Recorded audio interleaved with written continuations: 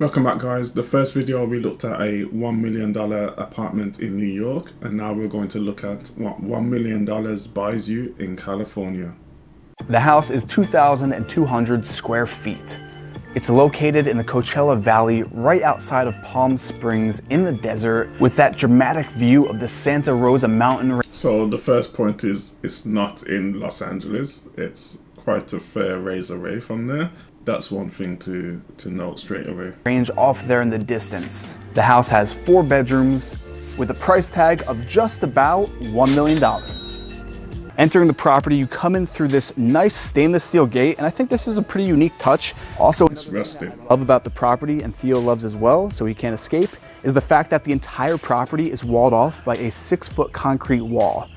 And additionally, this concrete wall is also lined with these 10-foot high ficus trees. And these ficus trees are used pretty commonly. One thing to note is the unwelcoming nature of this entry to the property. It's very do not come here. You have this gate which is solid and just unwelcoming. And then I think you have another gate on the other side there. Somewhat built like a prison environment where it's very difficult to access and it's very unwelcoming for anyone who's walking by. There's so many different methodologies that you could use within your architecture itself to formulate a secure building. You don't have to just block off from everything in the world. Of course, there's going to be personal preferences, and I assume that it was the personal preference of the owner to do this, but I wouldn't advise it as an architect. I would run through all of the other options available for securing your property and for having privacy, rather than going for the all-out solid concrete walls, solid doors which you can't see through, solid gates which you can't see through, and a lack of windows which open up the property for both light and for privacy looking into your grounds. Now, the architecture of this home really embodies that Southwest aesthetic of Adobe homes. Typical Southwestern homes like this one are designed very low to the ground. They're asymmetrical and usually characterized by these flat, low-pitched roofs. So another thing to note is the excess use of HVAC units, so heating, ventilation, and air conditioning. So you can see on the roof here, there's so many pipes, and these go through to every single room. Now, granted, it is in Southern California, but at the end of the day, you can passively design your home so that you don't need as much HVAC unit on your scheme. And they've not done that. They've basically created a oven, and you have to have the HVAC units installed in place. Otherwise, clearly it will get too hot. Entering this space, it's airy, it's bright, it's modern, it's spacious. This entry foyer. So he said it's airy, it's bright, it's spacious. I think only one of those points is valid, and that's the one that is spacious, and that's because it's open plan. It's not very airy at all. It's the earlier comment of these small little HVAC units which just pump cold, treated air into the property. Also, the light penetration doesn't go deep enough into the property. You can see it here. The sun's above and it can only penetrate to this level. Obviously, when it sets, you'll be able to penetrate deeper into the property, but there's no light getting into this property at all. It's not very impressive. Look here, you can see all of the shadows which are in this space. And that's even with all of the lights turned on. It's not a very good design with regards to lighting. From the entryway, the room flows into the living room. Just for a bit of perspective, look how tiny we look in the frame in this kitchen. It's truly that large. Right in the center of the kitchen, you have this beautiful custom wood table. But you don't have a good arrangement with this kitchen. You want to utilize the kitchen triangle, so there's a connection between refrigerator and freezer, the oven, cooking equipment, and the sink. These are so spread out, you need to take multiple steps to get between them. If you want to go to the fridge and then go to the sink, it's like 3, 4, 5, 6 steps. And then you got to go back to the cooker. Another 3 or 4 steps. It's not a good layout. It's far too large, and it's not very welcoming either.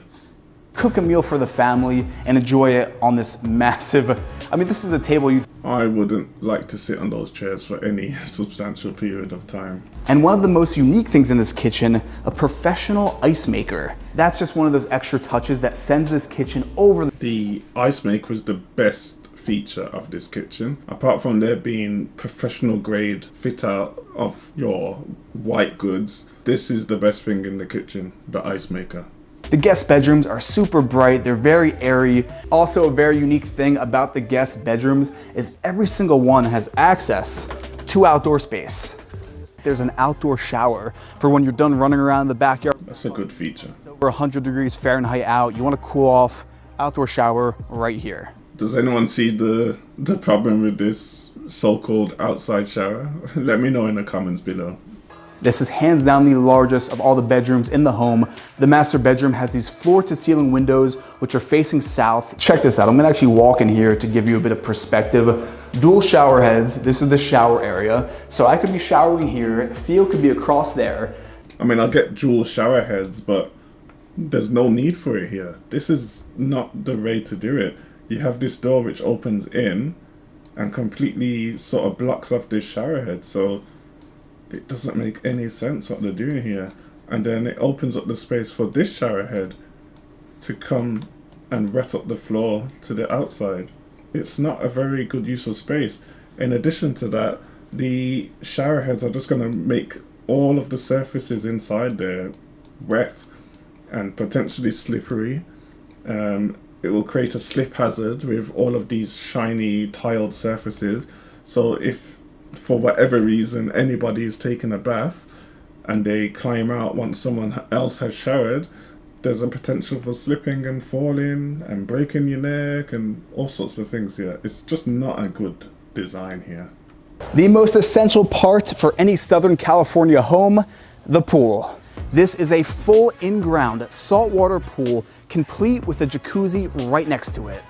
So you can see here they've not used anything with regards to shading so that they can open up the glazing a bit more. They could have done with having more glazing on this facade. Because the property is so deep lengthways, not a lot of light gets into it. So you want all of this to be lit up as much as possible along the whole wall here. And to do that, it's always advised to get some sort of shading, even if it's some trees or something that can protect these windows from any sun shining through.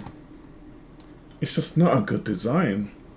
Additionally, we have the large stainless steel grill for that outdoor cooking. This pool is nice in the daytime, but at night, when the lights turn on and the sun sets, it gives off another relaxing atmosphere that's very different from the daytime.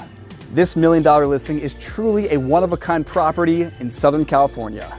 Tell me which one you prefer out of Los Angeles and New York. I'd like to know. I think you can probably hazard a guess at which one I liked out of the two. For this one, I think there's a lot of things that they actually did wrong on this property. For example, the entire shape of the two-plot house is not very good with regards to utilizing those two plots.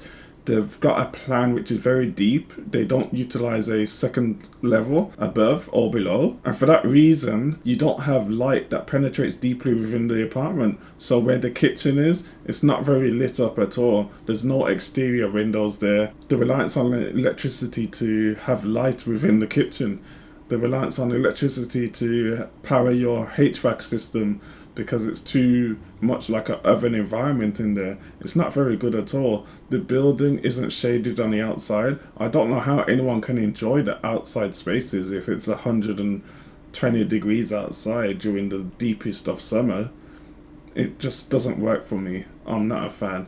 The unwelcoming site at the beginning of the property just followed all the way through. I was not impressed with this at all. I can only assume that this is another developer-led scheme where they just use the IKEA flat pack system that they've used 2 doors down, 3 doors down. Not impressed at all.